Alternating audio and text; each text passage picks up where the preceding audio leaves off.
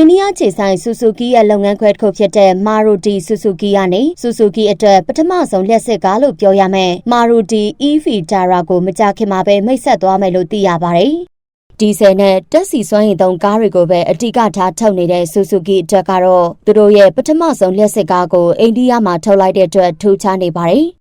ဂျပန်အခြေစိုက်ကုမ္ပဏီကြီးတွေဖြစ်တဲ့ Mazda, Toyota တို့ဟာတရုတ်အခြေစိုက်ကုမ္ပဏီတွေနဲ့အကျိုးတူပူးပေါင်းပြီးလျှပ်စစ်ကားတွေကိုတရုတ်မှာထုတ်နေတဲ့အချိန်မှာပဲ Suzuki ကဒီကုမ္ပဏီတွေနဲ့ဆန့်ကျင်ဘက်ဖြစ်တဲ့အိန္ဒိယမှာထုတ်တာဖြစ်လို့ဈေးကွက်ကြီးတဲ့အိန္ဒိယဈေးကွက်ကိုလွှမ်းမိုးနိုင်ဖို့ပြင်ဆင်တဲ့သဘောတစ်ခုလို့သုံးသပ်ချက်တွေရှိနေပါတယ်။အိန္ဒိယမှာတရုတ်ကုမ္ပဏီတွေနဲ့ Tesla တို့လိုကုမ္ပဏီကြီးတွေလျှပ်စစ်ကားထုတ်နိုင်ဖို့အတွက်အပြိုင်ဆိုင်ကြိုးစားနေကြချိန်မှာ Suzuki အတွက်ကတော့အခွင့်အရေးကောင်းကြီးကိုရသွားတယ်လို့ပြောရမှာပဲဖြစ်ပါတယ်။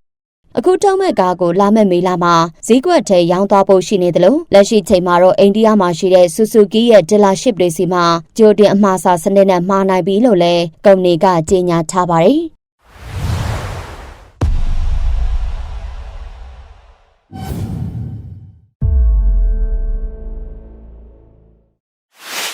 ဒီကားရဲ့တန်ဖိုးကိုတော့ American Dollar 23,000 ကနေ 35,000 ထိသတ်မှတ်ထားလို့ grade ခွဲပြီးထုတ်လာဖို့ရှိနေပါတယ်။ဒီကားဈေးကွက်ထဲရောက်ပြီးသိပ်မကြခင်မှာပဲ Toyota က EV Tara ကို Rebudget version အနေနဲ့ထုတ်မဲ့ကားကိုဈေးကွက်ထဲရောက်ဖို့ရှိနေပါတယ်။ Maruti EV Tara ဟာ49 kWh နဲ့ 61 kWh ဆိုတဲ့ battery packs နှစ်ခုနဲ့ထပ်လာဖို့ရှိနေပါတယ်။49 kWh ဘက်ထရီတက်ထားတဲ့ကားမှာတော့မြင်းကောင်ရည်143ကောင်အားရှိတဲ့မော်တာတက်ထားပြီးသူ့ရဲ့ထောအနေနဲ့192.5 Nm စွမ်းဆောင်ရည်ရှိမယ်လို့ကြေညာထားပါတယ်။61 kWh ဘက်ထရီတက်ထားတဲ့ကားမှာတော့မြင်းကောင်ရည်183ကောင်အားရှိတဲ့မော်တာတက်ထားပြီးသူ့ရဲ့ထောအနေနဲ့192.5 Nm ရှိမှဖြစ်ပါတယ်။အမြင့်ဆုံးပါဝါရှိတဲ့ကားဟာ MIDC Range 900 km ထိမောင်းနိုင်မှာဖြစ်ပြီးအားသွင်းရင်ကြာချိန်နဲ့တခါအားပြည့်သွင်းပြီးသွားရင်သွားနိုင်မဲ့ CLTC ကွာဝေးကိုတော့ထပ်ပြောထားတာမျိုးမရှိသေးပါဘူးရှင်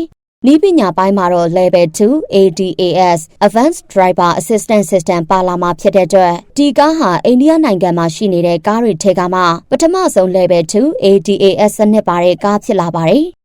နောက်ထပ်ထူးခြားတဲ့အချက်တွေကတော့ Maruti Suzuki ကထုတ်ထားတဲ့ Maruti Series တွေနဲ့မတူတဲ့အတွင်းခန်းအပြင်စင်တွေပဲဖြစ်ပါတယ်။အဲ့ဒါတွေကတော့ Freestanding 10.1 inches touch screen infotainment system, 10.25 inches instrument cluster, new two-spoke steering wheel, leatherette upholstery, wireless charging pad, Infinity by Harman audio system, 10-way adjustable, driver seat, sliding and reclining, rear seats, ambient lighting, ventilator front seats, 360 degree camera, airbags ခုနှလုံးတွေပဲဖြစ်ပါတယ်ရှင်။